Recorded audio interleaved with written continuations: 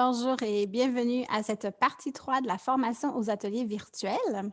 Vos questions sont toujours les bienvenues. Il y a une publication à cet effet sur le groupe de formation et on va vous organiser des sessions de questions-réponses avec Michelle Atkinson qui prépare cette formation avec moi et qui est une étoile montante dans notre organisation.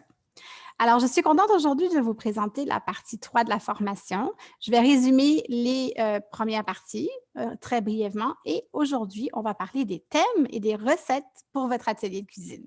Concrètement, qu'est-ce qu'on fait dans un atelier virtuel? Alors, juste pour résumer les parties que nous avons déjà vues ensemble, je vais vous dire quelques mots. La première partie est vraiment importante. En fait, la première vidéo, c'était l'introduction à la formation. C'est super important que vous l'ayez écoutée parce qu'elle explique tout le reste de la formation. La partie 1, tenir un atelier virtuel sans vidéo. Donc, comment tenir un atelier virtuel sans vidéo? En réalité, c'est la partie la plus importante de la formation. Parce que vous utilisiez ou non des vidéos, c'est cette partie-là qui explique comment faire l'atelier virtuel, comment créer votre groupe, votre événement, comment fonctionner réellement pour faire un atelier virtuel. La partie 2, la 3e vidéo, c'est la partie 2. La partie 2, c'est comment tenir un atelier de cuisine virtuelle avec présentation vidéo. Donc là, on a étudié plusieurs façons, il y a une dizaine de façons de faire des vidéos qui n'incluent pas nécessairement de vous filmer vous-même. Alors, il y a toutes des suggestions qui ont été faites et des démonstrations sur Internet exactement de comment les faire au niveau technique. Donc aujourd'hui, notre partie 3, c'est le choix de recettes et de thèmes pour votre atelier virtuel. C'est une partie vraiment le fun. C'est la partie où vous pouvez demander à votre hôtesse ou votre hôte quel thème, quelle recette elle aimerait qu'on fasse ensemble dans l'atelier virtuel. Et c'est aussi vous qui pouvez choisir quand c'est votre atelier de lancement, votre atelier où c'est vous l'hôtesse comme conseillère. Donc, ce qu'on va faire, c'est voir les thèmes, pourquoi c'est important, quoi utiliser comme recette, comme menu, quoi montrer dans un atelier virtuel et surtout comment choisir. Il y a tellement de possibilités. Ou parfois, on n'a plus d'idées. Comme les gens n'ont plus d'idées de quoi faire à manger, ben nous, des fois, on n'a pas d'idée de quoi faire comme recette ou comme menu. Donc, pour commencer, l'importance de choisir un thème. Je vais vous dire quelque chose. Pour moi, quand je réserve un atelier de cuisine virtuelle ou en personne avec quelqu'un, je ne le compte comme confirmé que quand on a choisi le thème ensemble. Que la personne ait choisi une date, qu'elle ait montré de l'intérêt pour un atelier, ça compte pas vraiment parce que souvent, la personne va avoir des hésitations ou ne pas avoir d'invité ou ne pas trop savoir comment faire pour que l'atelier soit concrétisé, à moins qu'elle ait un thème. Ça fait toute la différence. Un thème, le thème, la recette, ça peut être la même chose. Ça peut être, par exemple, un thème grec. On va partir du plus simple. Un thème grec, c'est-à-dire une recette grecque dans l'atelier de cuisine. Si vous repartez dans la vidéo d'introduction, j'expliquais qu'un atelier de cuisine, c'est une recette qu'on fait avec au moins 4 ou 5 personnes et on obtient 250 de vente pour qualifier l'atelier. Donc, c'est tout simplement une recette. Quand on parle de thème, le thème, c'est comment va se passer la soirée, comment va se passer l'événement. Donc, même si vous faites votre atelier virtuel sur 4 jours, comme je l'ai proposé au début de cette formation, vous allez avoir quand même un thème où vous allez avoir peut-être un événement avec ou sans vidéo, c'est-à-dire quelque chose qui dure 30 minutes où vous faites des publications ou alors vous faites une vidéo. Mais dans tous les cas, vous, d'avoir un thème, ça va vous aider parce que quand vous dites aux gens, je vous invite à un atelier virtuel, ça ne veut rien dire pour eux. Mais quand tu dis, je vais te faire découvrir une recette grecque que tu peux faire en moins de 15 minutes, avec ce que tu as à la maison déjà dans ton garde-manger et ton réfrigérateur, ça fait toute la différence. Pour moi, chaque fois que j'ai mis un thème, ça a vraiment augmenté les participations, ça a augmenté l'implication et la détermination de l'hôtesse. Elle a eu du fun et c'est ça qui est important aussi, avoir du plaisir. Quand on parle de thème, ça veut dire quoi? Donc, par exemple, je disais grec. Bon, le thème principal que j'utilise, ce sont les collections du vrai vite fait. C'est ça qui est démontré aussi chez Épicure, sur le site web, sur YouTube. Ce sont les collections du vrai vite fait.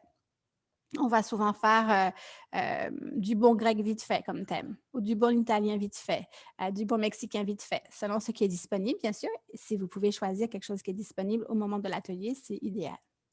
Donc, aussi quelque chose que vous avez, par exemple, dans votre kit d'affaires. Vous pouvez refaire 5 fois le kit que vous avez dans votre kit d'affaires, du bon vite fait, que vous avez déjà. Pas obligé d'en faire 10 différents à chaque fois. Donc, un thème, ça peut être tout simplement du bon grec vite fait. Ça peut être le thème. Vous choisissez une recette dans les cartons de recettes ou dans les recettes qui vont avec cette collection-là. Et vous faites cette recette tout simplement. Comme par exemple, on pourrait faire une entrée trempette extra au fromage comme entrée dans l'atelier de cuisine en personne ou virtuel. Puis ensuite, faire une recette principale vraiment rapide qui dure entre 5 et 15 minutes maximum. Donc, ça peut être le souvlaki qui est dans la collection grecque. Puis ensuite, on pourrait faire un dessert. Donc, pour le dessert, on va prendre quelque chose soit à thématique grecque, ça peut être à partir du yogourt, par exemple, du yogourt nature avec petits fruits d'été. C'est pas très grec, mais au moins on parle du yogourt, on parle d'un ingrédient qui a été utilisé dans les autres recettes. Tout ça durerait 20 minutes parce que votre trempette extra au fromage, vous pouvez la faire d'avance. Donc ça, ce serait un menu qui irait avec le thème du bon grec vite fait. Et vous auriez choisi avec l'hôtesse. Vous savez que c'est facile à faire. Il y a déjà des cartons, il y a déjà des vidéos pour vous expliquer comment faire. Pas besoin d'inventer quelque chose de compliqué. Moi, je fais cet atelier-là, le bon grec vite fait, le mexicain en particulier, c'est mon préféré. Je le fais depuis plus de 10 ans. Et ça fonctionne bien. Vous pouvez aller sur YouTube, j'ai une vidéo d'il y a très, très longtemps qui a beaucoup de vues où je fais le mexicain. Je la fais pareil maintenant et les gens l'adorent. Et si les gens l'adorent, moi, je suis là pour leur faire plaisir, donc c'est suffisant pour moi. Un autre thème ou d'autres thèmes qui sont possibles, c'est toutes les collections d'Épicure. Par exemple, en été, on peut faire du bon burger. À l'automne, on pourrait faire des breuvages chauds réconfortants. De regarder qu'est-ce qui est offert par Épicure avant d'inventer, de regarder le catalogue, de regarder ce qui est disponible, de regarder le spécial du mois. Ça donne des idées très, très, très simples. De faire quelque chose, par exemple, sur la pâtisserie pour les enfants, s'il y a une collection qui s'appelle les apprentis pâtissiers, des choses comme ça. Donc, ça veut dire qu'il y a non seulement un thème qui est le fun, qui est facile à partager, c'est super facile d'inviter quelqu'un à « Ah, on va faire un atelier parents-enfants avec un thème apprenti pâtissier. On va faire des cupcakes au chocolat. » C'est le fun d'inviter des gens à un atelier comme ça. Puis c'est le fun pour les gens qui participent, c'est le fun pour l'hôtesse, c'est le fun pour vous et c'est simple. Puis qu'est-ce qu'ils veulent acheter? Bien, ils veulent acheter la collection dont vous parlez dans la vidéo. C'est comme vraiment simple du début jusqu'à la fin. Si on peut se simplifier la vie, je suis en faveur de ça.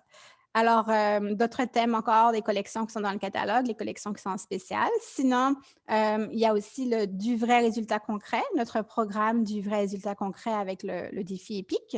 Donc, si vous y avez participé ou si vous comprenez bien comment ça fonctionne, c'est un très bon thème pour un atelier de cuisine. Surtout que là, vous allez mettre en avant une collection qui vaut quand même plus cher parce qu'il y a plusieurs produits dedans. Donc, ça augmente les possibilités que vous qualifiez votre atelier de cuisine. Une autre chose à ce sujet. Alors, je sais que souvent, on est inconfortable à parler de vente, mais quand même, si on est conseillère avec Épicure, on reçoit des commissions et on a des ateliers de cuisine qui doivent être qualifiés si on veut avoir nos produits gratuits ou si on veut que l'hôtesse ait des produits gratuits. Donc, une des clés pour qualifier un atelier de cuisine, c'est qu'on choisit des produits à démontrer pour une valeur donnée. Donc, par exemple, si je fais du bon grec vite fait, je ne vais pas montrer juste les produits alimentaires qui sont dans la collection.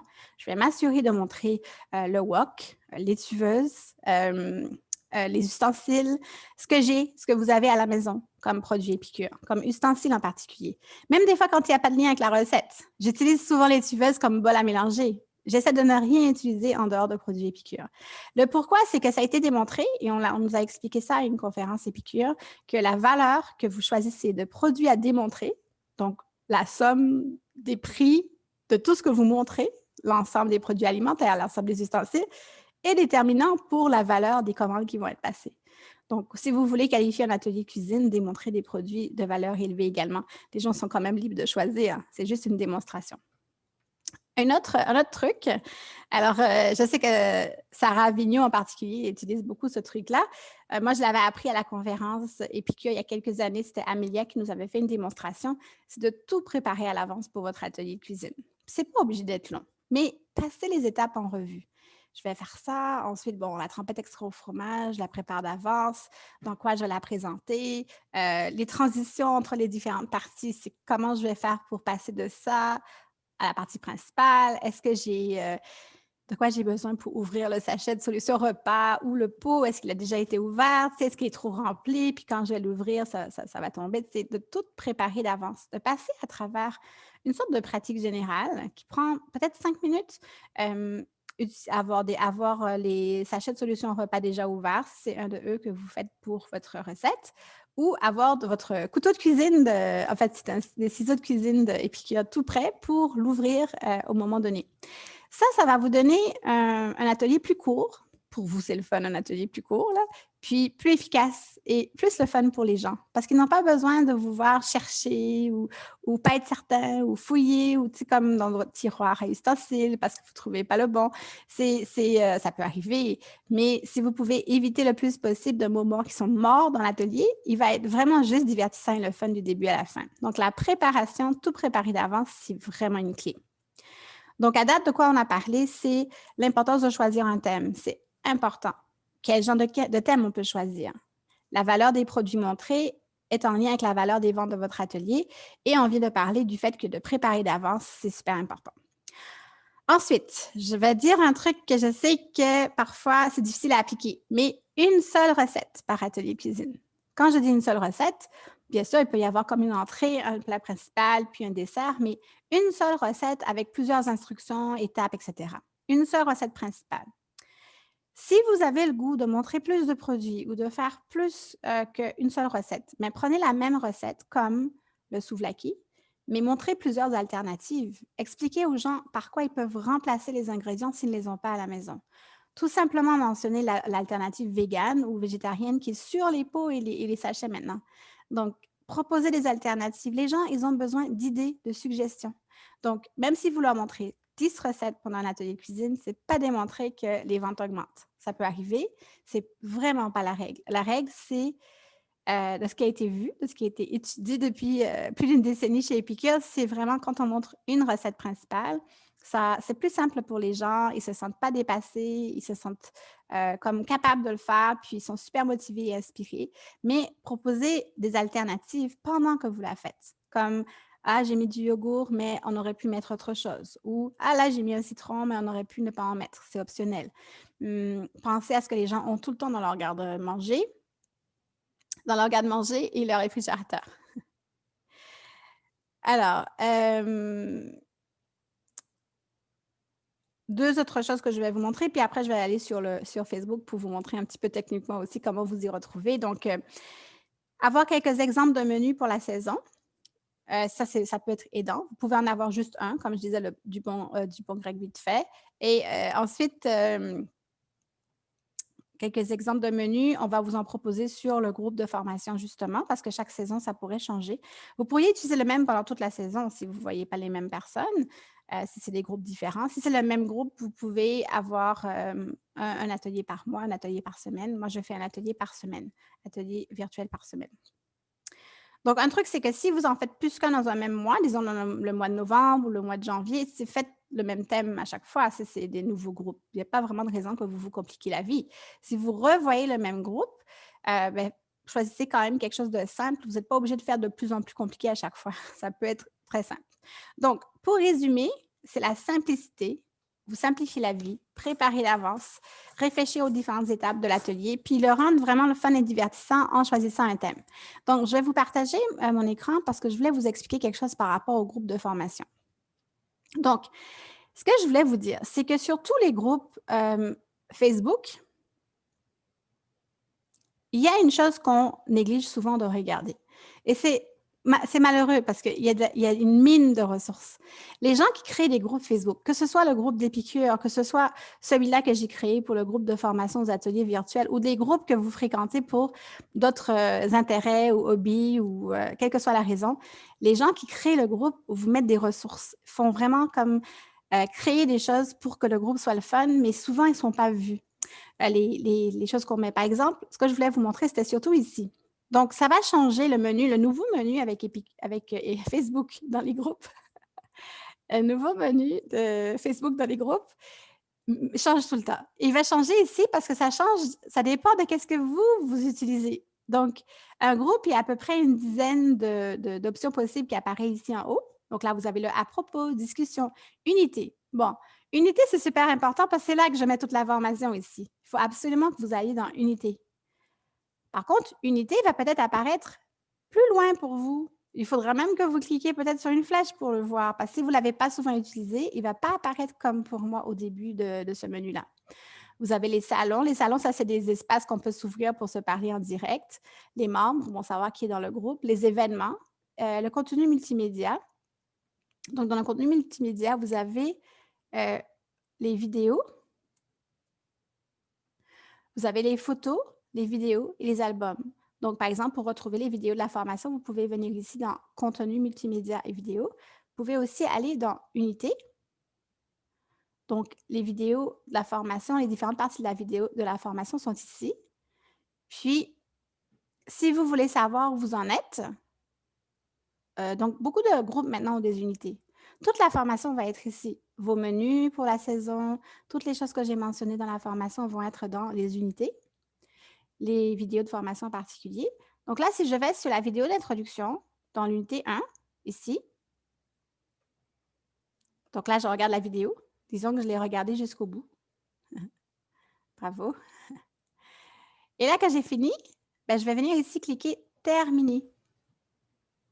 Terminer, ça me permet à moi de savoir combien de personnes sont passées à travers les différentes parties. Ce n'est pas nécessairement pour ça que je l'ai mis sous forme d'unité. Mais c'est surtout que vous, si vous avez regardé juste les 3 premières parties, mais vous vous en souvenez pas, quand vous allez revenir, Facebook va vous dire où vous êtes rendu dans les unités de formation.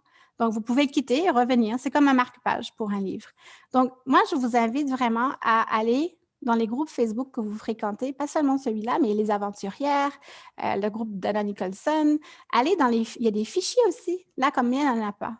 Mais quand il y a des fichiers à voir, c'est intéressant aussi. Il y a des vidéos, des photos, des albums. Dana Nicholson a fait des albums avec des images pour vos médias sociaux, par exemple, en français et en anglais. Dans ce cas-ci, ce qui est vraiment important pour le groupe de formation aux ateliers virtuels, c'est les unités. Donc, je vais vous inviter à aller les voir et à suivre la formation dans l'ordre. Et voilà, donc je reviens à vous. Et pour terminer, si vous avez des questions, vous pouvez voir avec votre leader ou aller dans la publication avec un gros point d'interrogation qui dit vraiment « Posez vos questions ici ». Et Michel et moi, on va vous organiser une session de questions-réponses en réponse à vos questions. Donc, portez-vous bien et bon atelier virtuel et passez un bon mois également.